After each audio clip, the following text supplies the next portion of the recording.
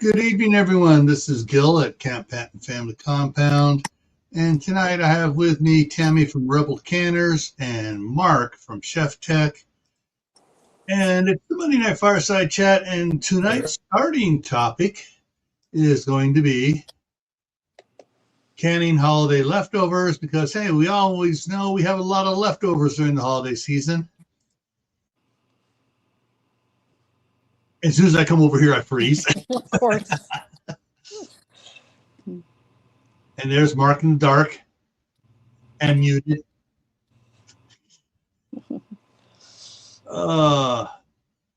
Yeah. So I'll really Tammy in on the my boo boo tonight.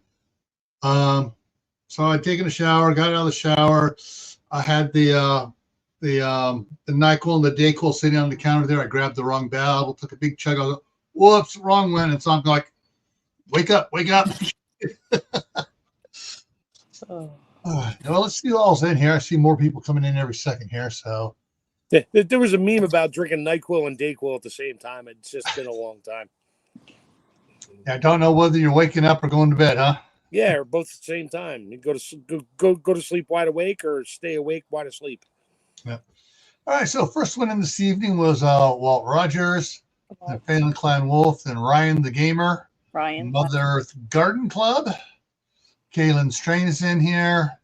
Lewis, it's the Marshmallow Man, is here. Hey, Lewis. And Mad Chick's dipping over on your side too. Oh, good job.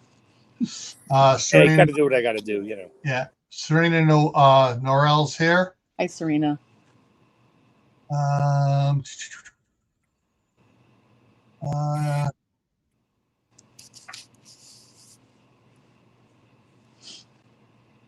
Unfortunately, Mark does not have light in the darkness where he's hiding at. See? Oh, Mark, it's tough to read my lips in this, Mark. You need to do this. Chest. Hello, can you see me now? Wait, I can do that. Let me get my other phone and turn it. There we go. Oh, Tammy disappeared.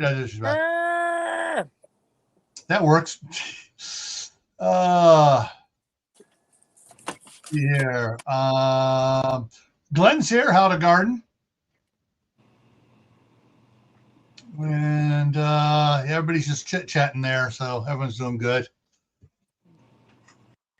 All righty. So later on this week, everybody can expect something like this, one way or another. And that's got to be a chicken, not a turkey, being served up there. But there's a lot of good stuff going on. So I got some thoughts of stuff that I've seen served at our family occasions. I've already gone over this a little bit beforehand with Tammy and Mark. Okay, it's going to do it one line at a time. Come on, let's do it all. There we go. I got to get those up there. Get all those. Clickety, click. Food. Yeah, food. I got to remove all that. So turkey is obviously, yes, we can can turkey. Oh, yes. And I bought 3 turkeys this year at 33 cents a pound each. That beats any chicken I can find anywhere. The cheapest I can find chicken is $1 a pound. So that's a great price. And those are going to be going into canning jars as soon as I can. And don't tell my family, shh, all of my canned chicken is really canned turkey this year. And most years. Yeah. I've already cooked 2 turkeys in the last 2.5 weeks for my German Shepherd. And the number one thing, and people have laughed at me, but people have actually gifted me their turkey carcasses. And turkey carcasses and ham bones make great broth stocks. Oh, yeah. So I would always be like, hey, I will take that turkey carcass home with me if you're done with it. So if we're going to jump to that real quick, when I'm done with my turkey, like, well, at Thanksgiving, and I'll cut off the bone, whatever. And then I will spend the next hour after dinner stripping all the meat off. All the bones go back in the tray, back in the oven to brown them. and then I make my turkey stock, so it's a super dark, rich turkey flavor instead of that light tan color, which is normal. And nothing wrong with it. It still tastes good, but I like to roast my bones a little bit and brown them so they come out really good. Yeah. Soup. My grandmother back when I was little, I mean, she'd cook the turkeys and stuff, but I never saw her making broth, but she did. Like you said, you stripped everything off, Mark, and then you made you roasted it and did your broth. Well, she stripped everything. I mean, she went in there and she stripped absolutely everything off the bones. And she broke up the bones a little bit and then did sort of like a turkey stew with dumplings on top. Ooh. Turkey stew with the bones or the meat? To strip the meat off the bones, put the bones on the bottom. She put like cheesecloth or something over them and the meat. Oh, okay. And then added more celery, which she always added celery and carrots and stuff to it. But the bones are on the bottom of the pan or the pot, the big pot. Right. And then she cooked the dumplings on top. And it didn't matter. We just got done eating at 2:00, Thanksgiving dinner. By 5 or 6, everybody was having a second dinner for dumplings. Yeah. Oh yeah. You see the biscuit dumplings that were like biscuits, or Well, she'd take the biscuit mix and do it all up and drop and them. make big monster dumplings and just drop them in there. Because different parts of the country have different definitions of dumplings. Some of them, they're like real thin, like a noodle, and rolled out with a frying pan. Up here, we have both kinds, and then they also have like the rivals, which are they take that mix. And so she basically made matzo ball soup, but used Bisquick. Yeah. Yeah.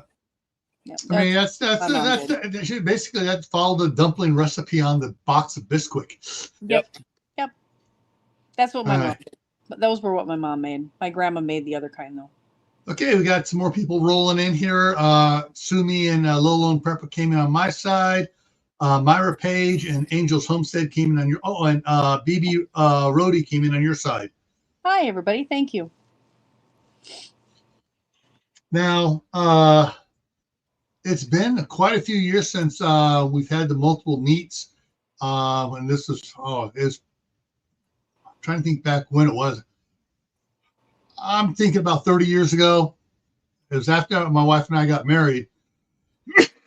But we had one of the last big to-dos before my grandmother passed away. And had both. All right, so in my grandmother's family, there was her and her sister, and then all the 13 brothers. Well, my grandmother had 2 daughters, my mom and my aunt Evelyn June, and we both lived in Northern California, and all the family. So that group would all get together at my grandmother's house, and of course by now just about everyone's married. I think everyone was married by now. So all the kids my age are all married, and oh wait a minute, even a couple of the grandkids are married now. And so we're all over there. And yeah, we had turkeys, we had hams, we had some brisket. So there were a lot of meats and stuff. And that last year, some people brought more than anybody could even imagine eating. And at the time, nobody was up to canning at the time. But I mean, of all that brisket, that would, but the ladies went in there, chased the guys out, which really ticked my uncle off because he loves to cook, and he got chased out of the kitchen, and they just stripped everything down. It was Tupperware City, and everything went into the freezers. You're muted, Tammy. Now we need to clarify the Tupperware. Did you have the real Tupperware or did you have grandma's Tupperware? Because we have the big butter containers. We had the real Tupperware party Tupperware. Yeah, we didn't have a lot of that. We had the you Yeah. know old you know Yeah, we had lots of that because both my dad and my uncle, whenever there was a Tupperware party, they heard about. They'd contact one of the other ladies and say, "All right, this is the order. I want a place to surprise my wife for Christmas or for her birthday." that's And good. come Christmas or birthday, here's all this more Tupperware stuff. And yeah, so just about everything. It wasn't canning, but everything went in the freezers. Yeah. My grandmother's freezers, my freezer, my mom's freezer, my chest freezer. I mean, yeah, everything went in the freezers that year. And yeah, but if we had been up for canning, we probably would have been canning a lot of stuff. Now the one meat that you said other meats, the traditional meat here is the guys go out in the morning while the girls are cooking and they go hunting and then we wind up with venison on the table that we've got to process before we can have Thanksgiving dinner in the evening. So we always have venison on our table too for our meat. Yeah, my sister's husband's family up in Utah, um, they went hunting a couple days before so they could hang the meat a little bit before they did it. Mm-hmm. But they had venison up there quite a bit. Of course, they also the venison was cooked in a beer broth, Ah, and they did a lot of stuff like that. Now for yams, my mom would do the yams with about 2 cups of brown sugar sprinkled on top of the yams, then pack the then pack the marshmallows on top and put it in the oven at one temperature and then drop it out and put it underneath the broiler, the lower broiler. yeah, like make it all crunchy on top. Yeah. And yeah, that was, and thing is, so it was always amazing. We're talking about a dish about that thick, and that much of it was marshmallow crunchies. Yes. Oh yes. That stuff was gone, and the rest of the yams was left. Yeah. Yep. But it did disappear over the next day or so. But it was just the candy, that type of candied yams type thing on top was just Yeah. But you can candied yams. I wouldn't really recommend putting the marshmallows in there. Your jar might be really hard to, and they might scorch. But you can do a little bit of brown sugar and can the yams in big pieces, you know. And if you can also make like a pumpkin butter with the mashed jams. So if they have mashed jams, you could make a pumpkin butter. It's not USDA approved, but it is yummy for the tummy.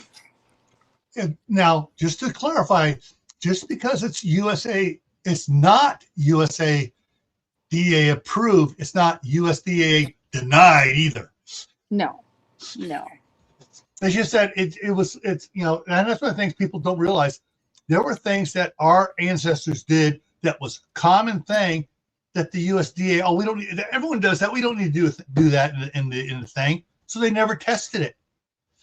Well, what their theory is that the center of the pumpkin butter, or in this case, you would use sweet potato butter, would be too thick, and you can't tell. Mine might be thicker than grandma's, or blah blah, or thinner, and so they can't accurately reproduce the exact same way, so they can't approve it. Well, I know I've done it the same way every year, and I haven't had a problem yet. So I think I'll just stick to the way I do it and the thickness of it. Oh, yeah. All right. Then, of course, stews. I put a question mark by it because some people probably aren't thinking about it. Stews, with all your leftovers, if you have multiple meats, you can make a multiple meat stew. We're also doing bean soup, which is sort of a stew, because my mother always said my bean soup wasn't really bean soup. It was vegetable soup with beans in it, because I'm going to take that stuff from the relish tray. I'm going to take the celery leaves. I'm going to take all of the ends of the celery you cut off that you don't put on the celery tray, and I'm going to chop that up and add that to my stew or to my bean soup. My leftover carrots, I'm going to chop those up, throw that in my stew. So there's a lot of things there. Ooh, pumpkin butter on toast. Yes. Oh, yes. Yeah. Well, right now, Serena, Mark's not talking. He's being quiet. But what the now gravies usually there's going to be some gravy left over, but the gravy we always had for Thanksgiving was left over from Thanksgiving breakfast, which was usually a sausage gravy. If instead of you making it with flour, you make it with clear gel, then it is totally approved to can. If you make it with flour, it is not approved and it gets really clumpy. So I recommend using like an arrowroot powder or clear gel if you want to be approved to make your gravy. And if you use those instead of flour, I always use the arrowroot powder. And I'm happy with it. But if you want to be approved, use clear gel, cook type clear gel. Yeah, because and usually with the amount of gravy that was left over, the next morning, and day after Thanksgiving, the older cousins would all descend on my grandmother's house. We're talking old Jay, the oldest, who has two hollow redwood trunks for legs. He had a place and stands 6'7".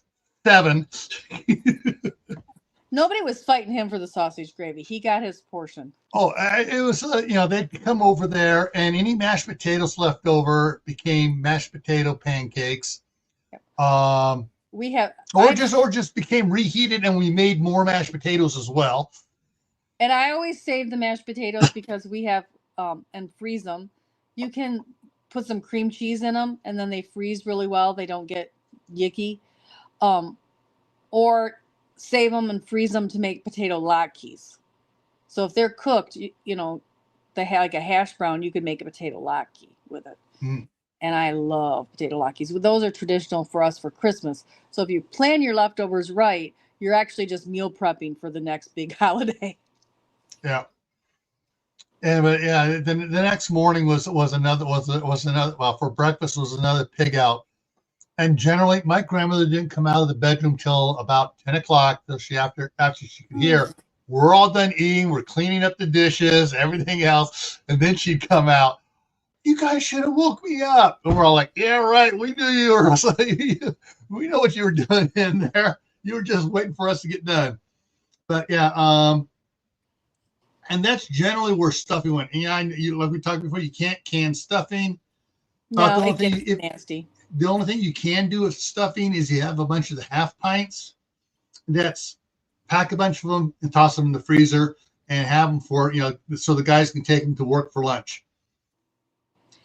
And you can make, they make stuffing balls where they put the turkey and then they put a little cranberry sauce on it. And then they cover that whole thing with stuffing. Mm-hmm. And then they save some of the turkey gravy to put on top of it. You heat it up and then you pour that on top. Those are pretty good. And so I mean, the next morning breakfast, a lot of stuff that some people might think about canning for Christmas or whatever. They usually got ate the next morning. Cranberries, I've never seen cranberries survive the night before. See, at our house, I'm the only one that eats them, but I still make it for myself because I really like it. And then I wind up with half of a saucepan of it, like maybe two cups or something. And so I actually, those thumbprint cookies where you put jam in the center of it, instead of putting jam, I put my cranberry sauce in there. People absolutely love those. They think I made them on purpose. I really just use my cranberry sauce. And I always put those on my cookie tray at Christmas, and people just, those are the first ones that are gone because they're a little bit tart and not so sweet. And it really kind of cuts the sweetness. And And- so I actually make my cranberry sauce in order to have Christmas cookies. Yeah, still got a couple more people coming in. Lee, Cold War Prepper, Jack, Geeky Gardens, and Took by V's here. Hi.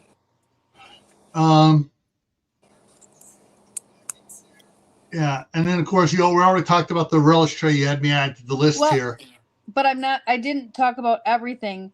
Okay. So the vegetables off the relish tray, like the celery, the carrots, green onions, those are all going into soups and stews and the stock pot, something like that. Sorry, broccoli and cauliflower are out of No. here. No, they're unless you're pickling them, you can't use those for anything. But But- don't forget to throw the gherkins in your turkey soup. Just kidding. I am not having the dill pickle soup. The gherkins and the dill pickles that have all sat out and you didn't save the juice from them, like hopefully you saved some of the juice from them, those can all be ground up and made into sweet relish or dill relish. Yeah, So pickles sit out that long at my table. They're not going in anything. Not with people breathing all over them. And yeah, I have my sanitation. It's just our family. So I don't have. I've had some Friendsgivings, which are actually my favorite Thanksgiving dinners, were Friendsgivings, where I'm like, I am having a buffet from 12 to 2.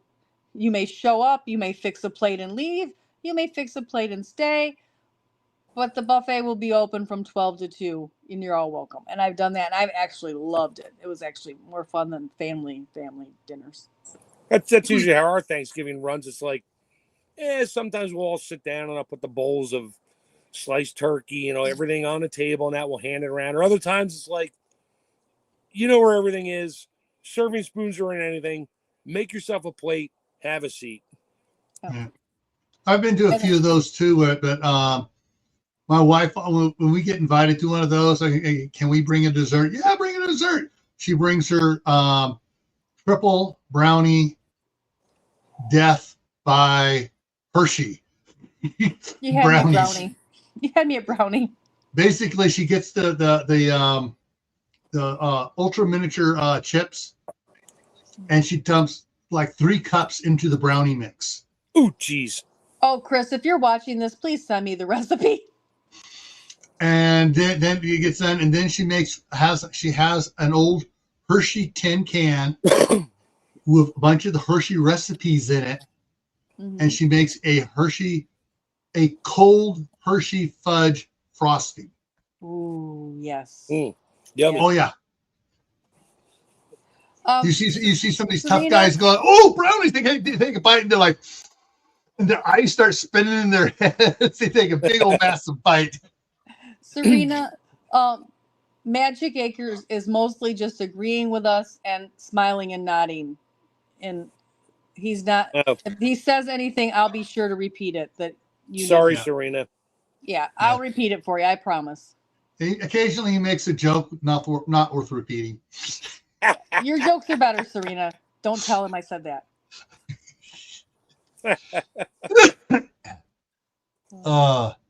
Now, on the soups, we didn't mention another traditional one here that we do is the turkey and wild rice. So we will take the turkey broth, chop up the turkey, chop up some of the green onions and carrots and celery real fine, and add some wild rice and regular rice and make a turkey and wild rice soup. Yeah.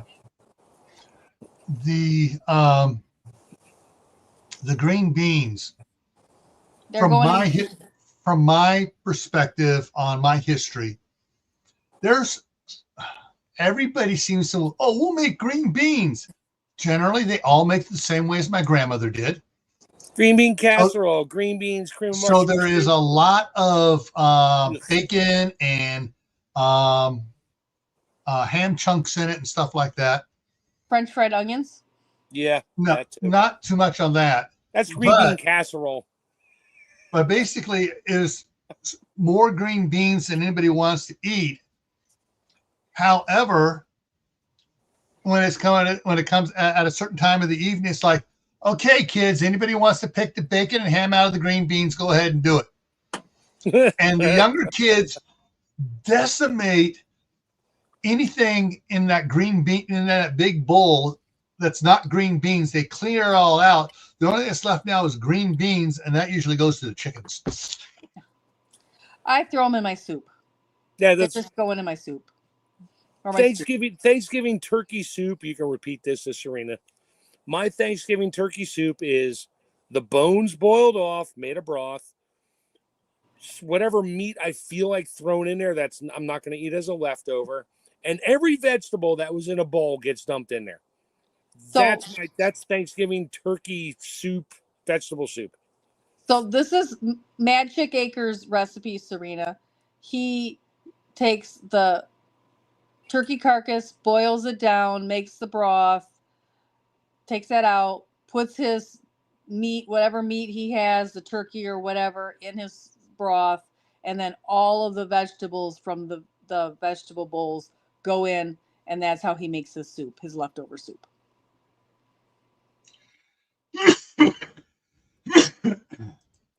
Yeah.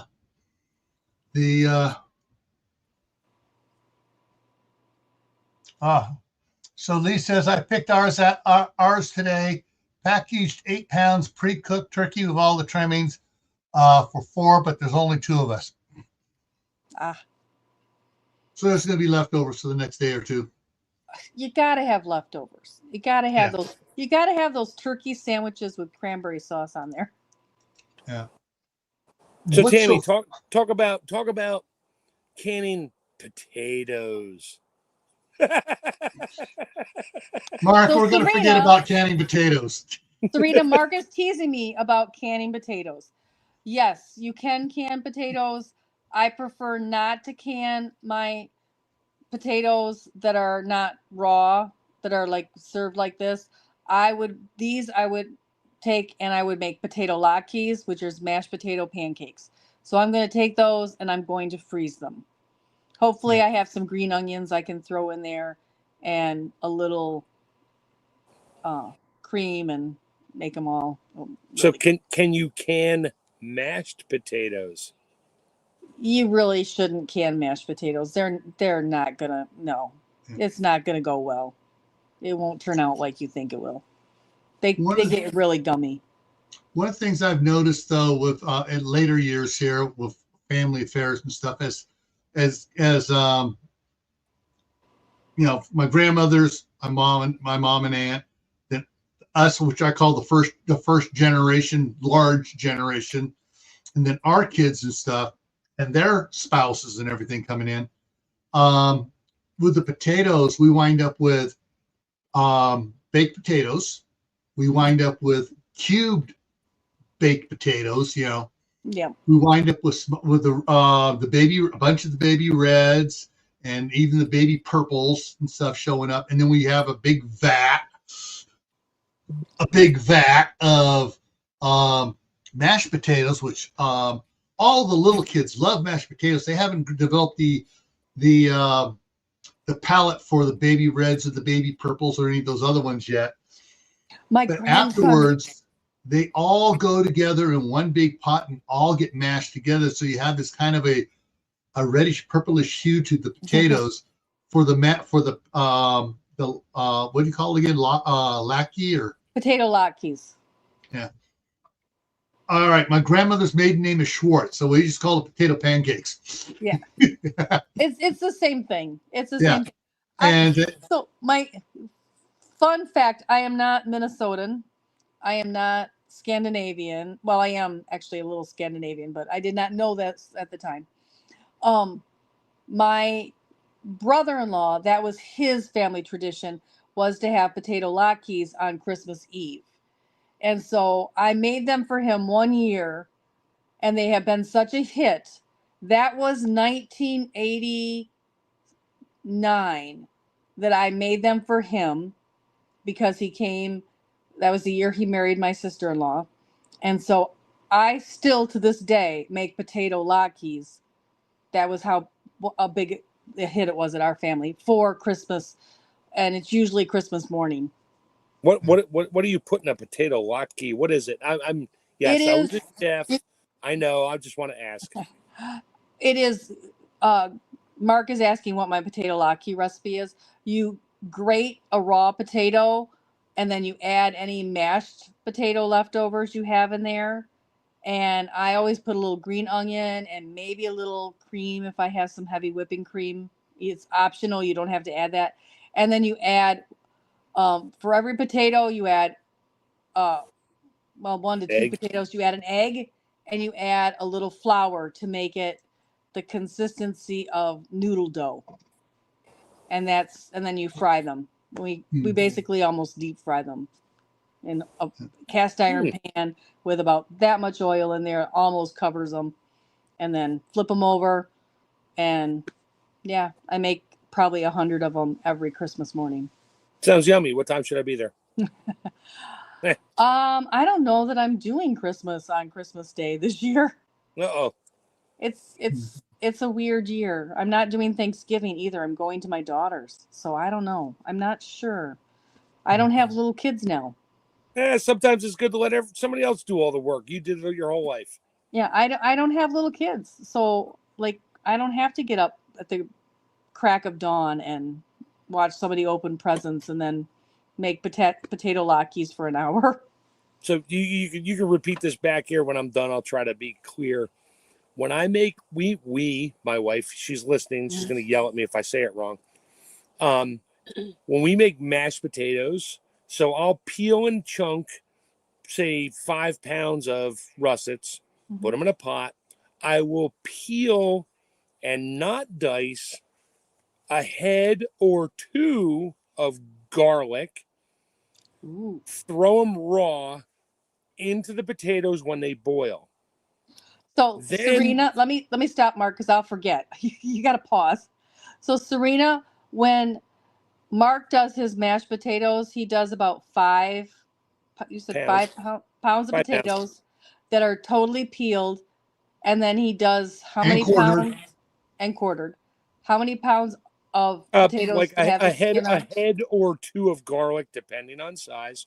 A head or 2 of garlic peeled, and some potatoes with the skin still on. And No skins. No skins. Oh, okay. I thought I heard that in there. That's why I was That's like, right. I peel the garlic and just throw the whole cloves in there. Okay. And So boil it. He peels the garlic and throws the whole cloves of 2 heads of garlic in with his potatoes when he is cooking his potatoes for his mashed potatoes. Now, I couldn't do that because sometimes I cheat and throw my eggs in. I don't throw eggs in my potato. Anyway, so but I do that to do my deviled eggs. So when I'm boiling my potatoes, I boil my eggs too. Sure. Sometimes. Anyway, sometimes depends. So I strain it out and then I mash it up and I throw in sour cream, butter, a little bit of milk, salt, pepper, and that's it. And it is amazing. That's my wife's recipe. Ooh. She told me how to do that way back. We've been doing it ever since. And oh my Lord, it is like, you don't really taste the garlic per se because it's boiled, but it just adds this roundness of garlic background. So Mark is in total black darkness. So if you still wouldn't see his lips move if he was on his picture. So Gil and I try to interpret, but then he takes his mashed potatoes with the garlic, drains it, mashes it up, salt, pepper, butter, milk, and that's his recipe for making mashed potatoes. He mashes the garlic. And maybe some sour cream, you said. And maybe some sour cream, yes. Yeah. I've never we've never have done anything with the whole garlic in boiling it before. That's something to look forward to because my wife buys the big huge things of granulated garlic and minced garlic where you scoop it out all wet and everything. She adds that to it. But one of the things that we do differently is, and my daughter's working on it right now, she's got a big pork belly, and she's hand cutting bacon and getting it ready now so that Thursday morning she's going, or actually Thursday night she's going to get everything ready, wrap the turkey and everything out, have it in the fridge, take it out, put it in the oven, and cook it with the thick bacon on it. But after the amount of bacon everybody gets for Thanksgiving, there's a lot gets just fried up just to get fried up, and then I run it through like a Cuisinart and just and into the mashed potatoes. Oh, see, my grandson is coming to your house because he's 8 months old, and he mugged me the other day for a plate of loaded mashed potatoes, and it had everything in it. It had the bacon, the garlic, the sour cream, the chives. The only thing I didn't put in it was cheese or any cream because he is allergic to milk. Yeah, the sour cream at our place does not go into the baked potatoes. That's set off on the side. However, for the big pot, that full of mashed potatoes, there'll be 2 pounds of butter in there, and then a little milk, some heavy whipping cream. Gets all mixed up with the bacon in it and everything else in it, and then you have, for those that want it, can have the sour cream. They can add extra chives on it. They can add extra butter on it. They can add extra bacon on it. And then off to the side is pork sausage gravy to go on it as well, for those that want to do that as well. And some sausage patties get fried up as well, because we have some cousins who will take the sausage patties, put them on toast, put the mashed potatoes on top, pile everything on it, and then smother it with the gravy. Yum. Oh, so yeah. I have a flashlight on my face right now. I will talk about my loaded mashed potatoes that I freeze dry if you want me to. As long as you hold the flashlight. I got the light on already. So all right, go for it. All right, can you see me? Yep, I can see you. Okay. I can. So I make loaded mashed potatoes for my freeze dryer. I do my chunked potatoes with the garlic. I boil them. Then when they're all cooked, I strain them out, mash it up. I add sour cream, and this is for 10 pounds of potatoes. I add a 2-pound bag of shredded cheddar cheese. I add 2 pounds of raw, before it was cooked, raw bacon that I chopped up and rendered down and cooked them into bacon bits. That gets mixed in. And a 2 to 3 bunches of scallions, and then salt and pepper. I mix that all up. I put them on my trays, and I freeze dry them into portions. So I did one on my live stream 2 months ago, and I just add water to it, and they're loaded mashed potatoes. But you want loaded mashed potatoes? Yeah. Now, what you just did also makes a great filling for pierogies. Oh, yeah. Or double stuffed potatoes. There was a question here specifically asking, Lee, Cold War Prep was asking, what's the difference between pierogi and Loki? There it is. That's the question he was asking. Oh, so a potato latke is a potato pancake. A pierogi is mashed potatoes wrapped in a noodle and boiled. And it's a potato ravioli. It's a potato Polish ravioli. Style. That's a great way to put it.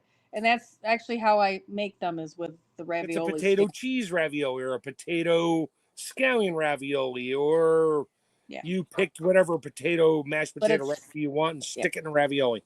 But a pierogi is wrapped is mashed potatoes, or a filling inside of. I've seen different pierogies inside of a noodle. Pasta pocket, yeah. So Diana Q's here on both sides, and she's here. It's CB at Hugo Homestead. Yeah. Let's see here. Pies. We have never had any problem with leftover pies. I don't think anybody has problems with leftover pies. Most of them you can freeze as long as they're not like a lemon meringue or a chocolate. My chocolate Right. chiffon, I can't freeze that. Of course, it doesn't stay around long enough to freeze. I have my own special recipe for a chocolate pie, and it's Uh, pie crust, and then I take chocolate and melt it and make a layer of chocolate on my pie Yeah. crust.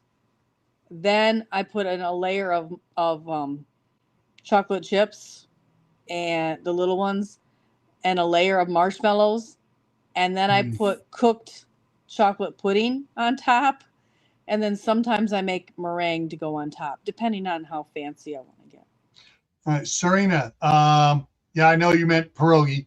Pierogi is mashed potatoes wrapped in pasta, sort of like a ravioli. So, and of course, Joe hasn't done it in a year or so now. He used to do pierogi Mondays of all the different hot sauces. That's Garden State Gardener used to do that.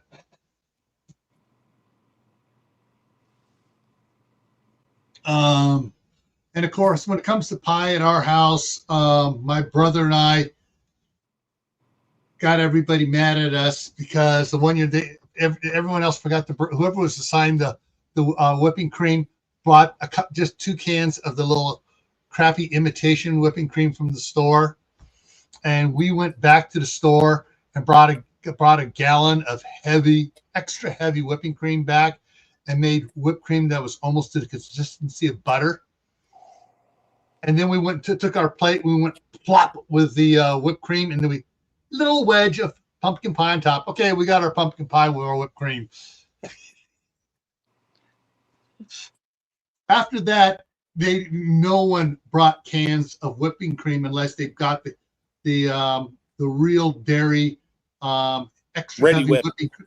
ready whip, the extra heavy whip, ready whip, and usually they brought a couple of the 3-packs in.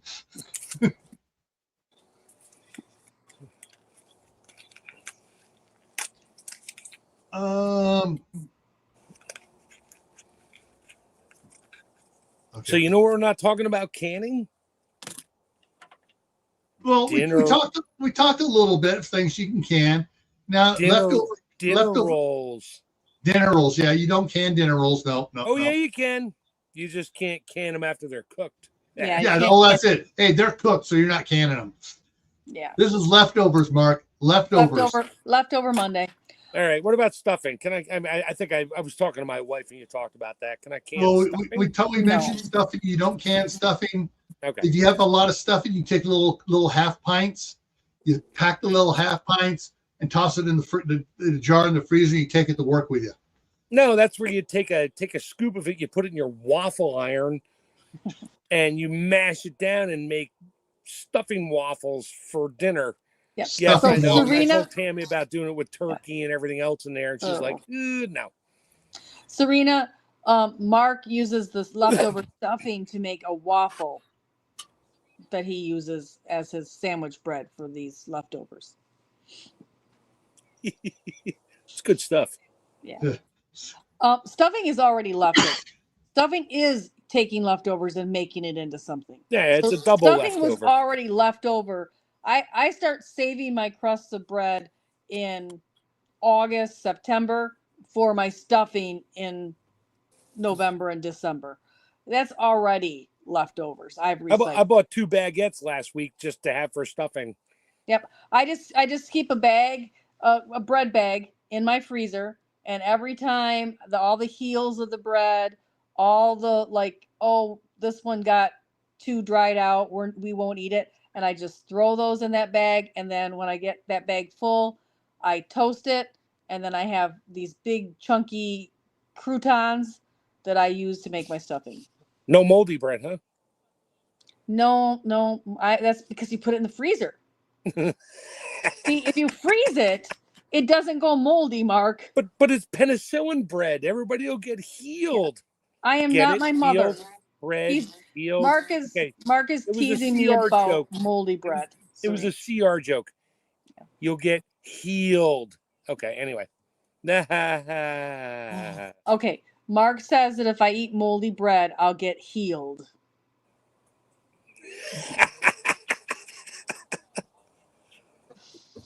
Oh. Anyway, now.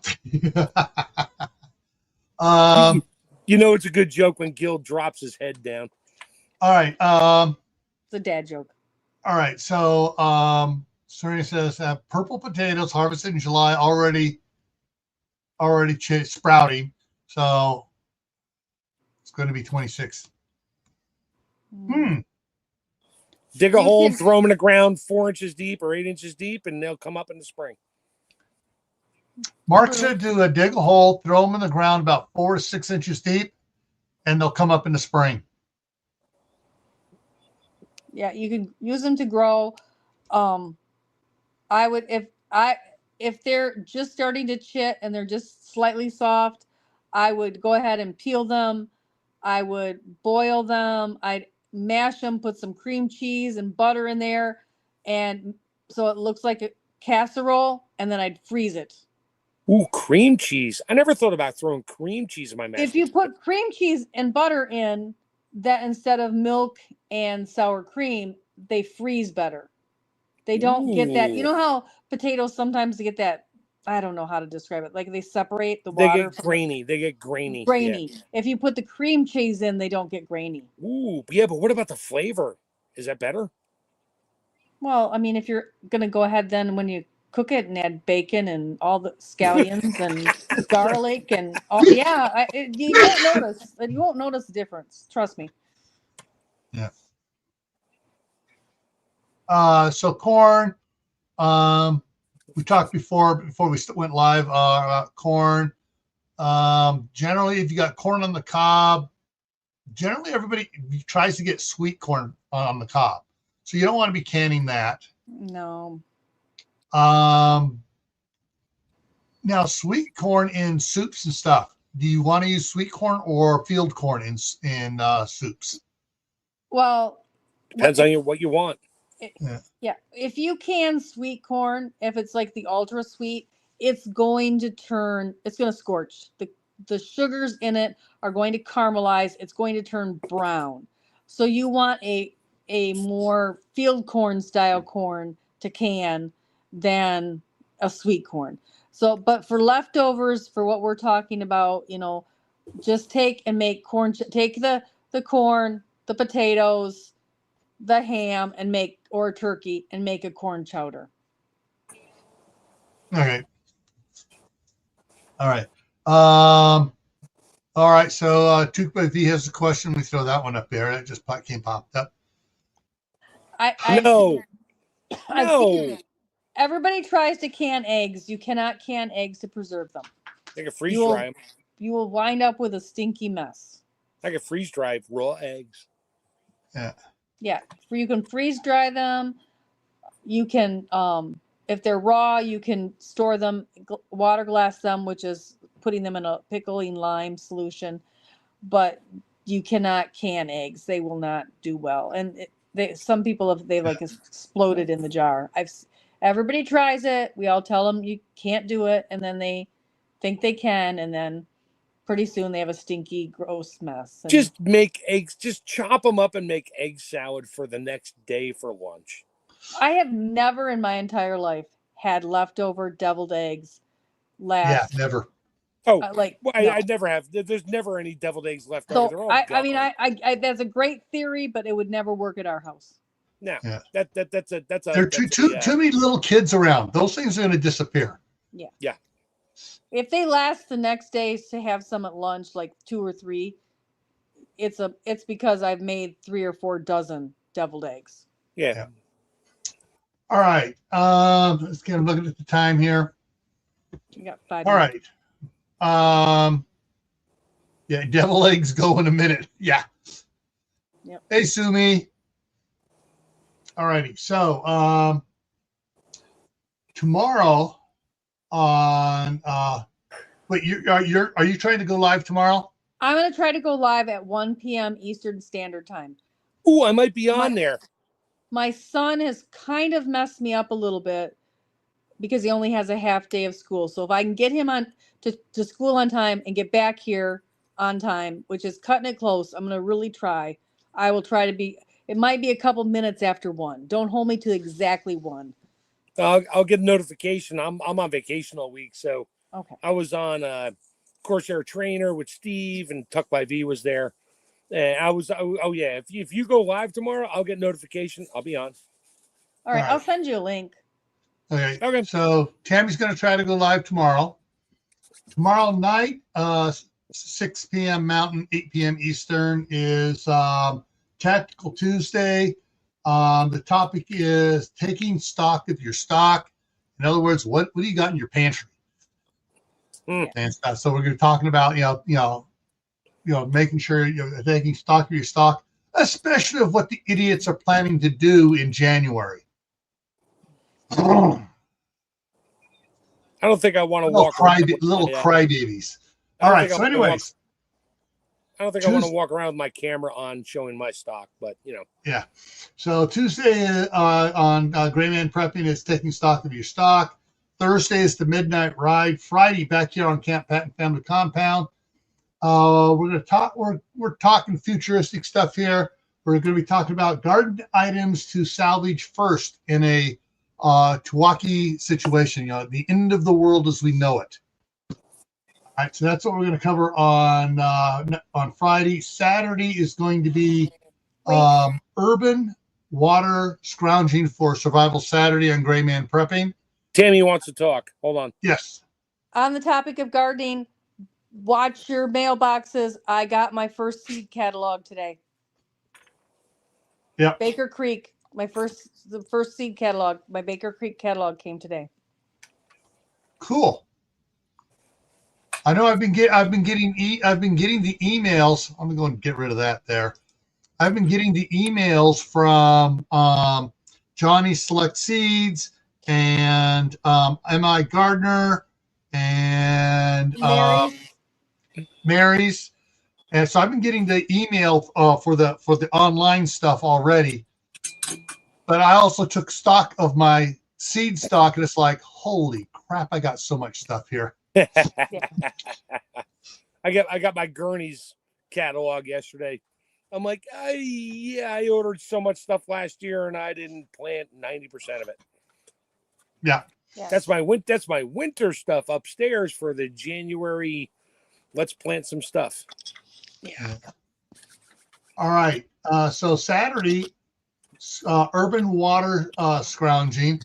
For those who are in the urban area, we're going to talk on Survival Saturday about, where can you find water? And I'm going to drop some exposures that people don't know about, where there are hundreds of thousands of gallons of water in an urban setting that will be locked off during a disaster, and how you can get access to it. Toilet tanks. Nope. This is by the water utility. So, this is a lot of things that most people don't know about, even those that are in the industry. So the next Monday here, the topic is canning wild things. Ooh, where the wild things are.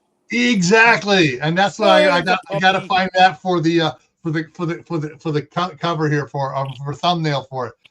Canning the wild things. Show the puppy again. Hi, puppy. Hey, puppy. Yeah. So that's what's coming up here for this next week.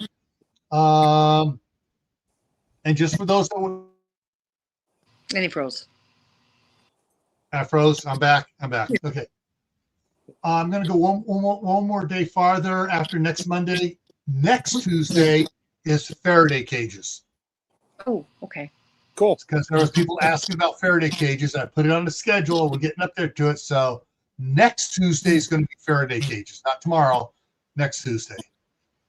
And Moon over Miami just came in. Time for us to say goodbye. We're leaving. You guys. Good. Thanks for coming in. Bye. Thanks. Bye. All right, everyone. Okay. Check out your pantry. Make sure you got everything you need. That's something we're going to be talking about tomorrow is what's in your pantry on Gray Man Prepping. All right, everyone. Have a good one. Bye. Good night.